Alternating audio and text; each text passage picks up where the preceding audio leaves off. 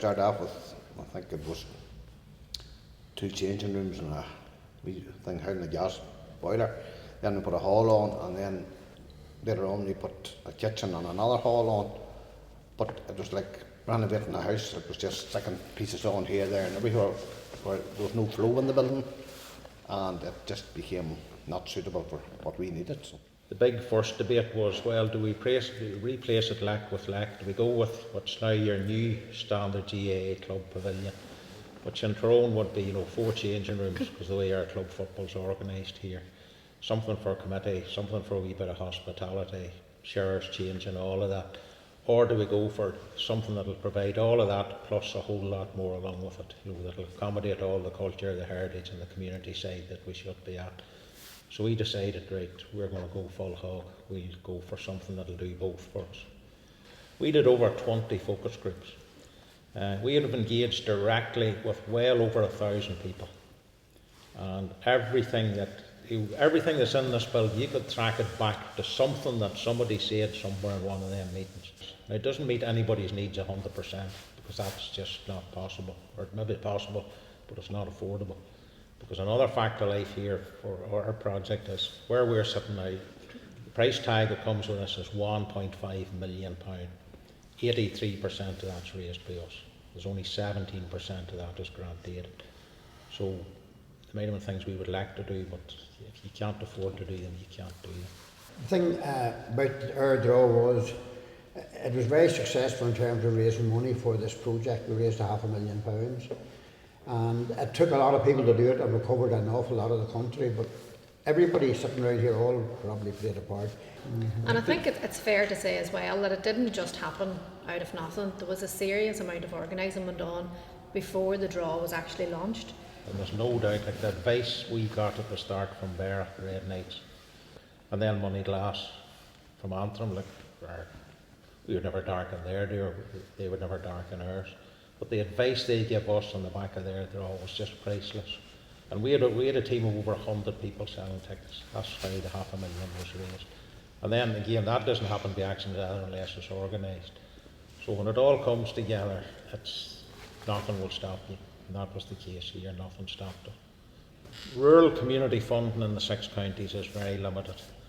The biggest single grant we got here, we got £150,000 from the Rural Development Programme. We got other bits of money, ended up with £60,000 from the council. We got £30,000 from landfill tax. We got £20,000 from the Housing Executive, God bless them, that's it. So the amount of funding that's there, it's very, very limited, and it's even more limited now after Brexit. Very, very, very difficult to get capital funding for a building like this. That's why 83% of the cost of this is raised by us. But once you get the building, it's easier then to get small grants. Not easy, but easier to get small grants to fit it out. So where we're sitting now, this is grant aided. Them tables and chairs there is grant aided. That TV screen up on the wall is grant aided. The building itself is more or less put here by us. But equally, it's all very well saying, if you get your building, we'll fund you to do things in it. That's a big if. And I used to say back to them, but you might as well say to us, right, if you can get to the moon, we'll give you money to do things on the moon. But it was a long journey to get to the moon without any help. But we had to do it. Like this, if the draw hadn't happened, if all that other work, if Carriage of Kildress hadn't been put in place, if the hub patrons here hadn't been identified and stepped forward, where we are now would not exist. It is as simple as that. So it was needs must do. To me, the big secret is not to rush it, get it right. It's all about the planning. If you execute the plan right, everything else will fall into place. And this is a very arrogant, vain thing to say, but the one bit of advice I'd say to them is, come and talk to us. Come up here someday, we'll walk you around this, we'll tell you our story. Because a while lot of what we have here is based on us being able to go and talk to people who would traditionally have been fair rivals of ours. From Roy Plunkett's in the road, support we got from there because they're doing a big project. Loch McCrory up the road, who set a standard I think for every rural club in Ulster and Ireland maybe for what they have done this last while. What they shared with us was priceless. We would have went and talked to them all and bent their ear and took home what we learned from them.